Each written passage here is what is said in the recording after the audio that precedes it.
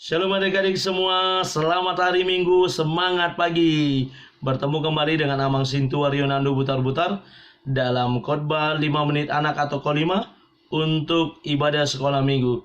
Ibadah sekolah minggu pada hari ini, khotbahnya saya ambil dari kitab Yeremia pasal 33 ayat yang ke-14 sampai dengan ayat yang ke-16. Demikian kesaksian firman Tuhan, nanti adik-adik lihat di layar ada. Sesungguhnya waktunya akan datang, demikianlah firman Tuhan, bahwa aku akan menepati janji yang telah kukatakan kepada kaum Israel dan kaum Yehuda. Pada waktu itu dan pada masa itu, aku akan menumbuhkan tunas keadilan bagi Daud. Ia akan melaksanakan keadilan dan kebenaran di negeri. Pada waktu itu Yehuda akan dibebaskan, dan Yerusalem akan hidup dengan tentram. Dan dengan nama inilah mereka akan dipanggil Tuhan keadilan kita. Adik-adik semua, yang menjadi judul khotbah pada hari ini saya buat Tuhan akan datang. Apa adik-adik? Tuhan akan datang, benar. Siapa di antara adik-adik yang pernah rumahnya kedatangan tamu? Apakah opung yang datang dari kampung? Apakah tulang dan tulang?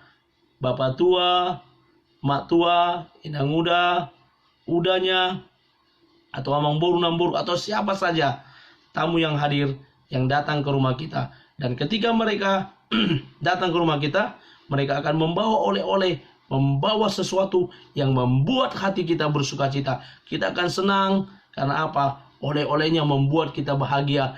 Oleh-olehnya bisa kita makan, bisa kita nikmati bersama-sama dengan keluarga. Dan kita akan senang karena kehadiran mereka juga. Adik-adik terkasih, bagaimana Tuhan akan datang? Ketika Dia datang kepada orang-orang Israel, maka sukacita itu akan bertambah.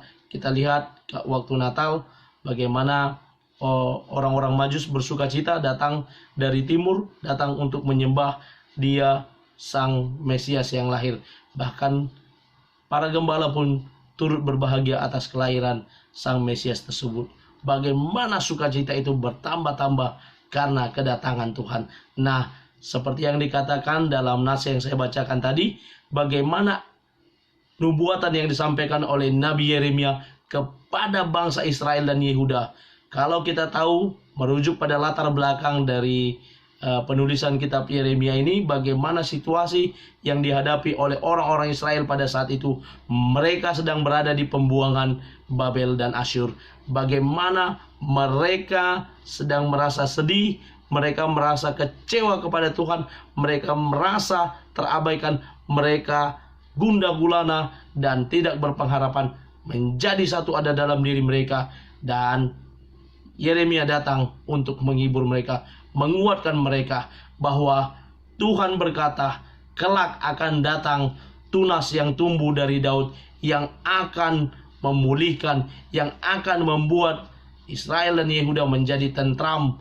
Yerusalem akan menjadi tentram, dan mereka akan dibebaskan. Suatu nubuatan yang akan digenapi, yang kemudian digenapi di dalam diri Mesias yang lahir, yakni Tuhan kita Yesus Kristus, di mana Dia datang membawa damai, di mana Dia datang membawa sukacita, di mana Dia datang membawa kelepasan, tidak hanya secara jasmania, tetapi secara rohania yang paling penting. Memang pada saat itu orang Israel menginginkan Dia tidak hanya hadir secara rohania, tetapi secara jasmania, membebaskan orang Israel dari penjajahan Romawi pada saat Yesus hadir ke dunia. Tetapi yang dimaksudkan adalah pembebasan secara rohani. Bagaimana Tuhan Yesus membebaskan bangsa itu dari perbudakan dosa, dari beban masa lalu, sehingga mereka boleh dilepaskan. Adik-adik terkasih, apa yang bisa kita dapat dari nas ini? Ketika Tuhan datang, pasti Dia akan datang membawa sukacita.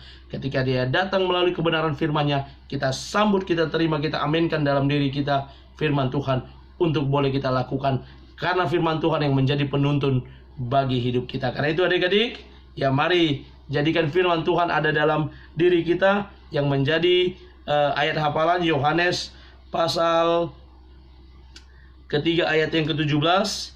Yohanes 3 ayat 17 nanti ada juga di layar adik-adik ya. Ya, demikian Yohanes 3 ayat 17 berkata demikian. Sebab Allah mengutus anaknya ke dalam dunia bukan untuk menghakimi dunia, melainkan untuk menyelamatkannya oleh Dia. Anak manusia datang untuk menyelamatkan kita. Terima kasih adik-adik sudah mendengarkan khotbah Amang Sintua. Selamat beraktivitas. Tuhan Yesus memberkati. Shalom.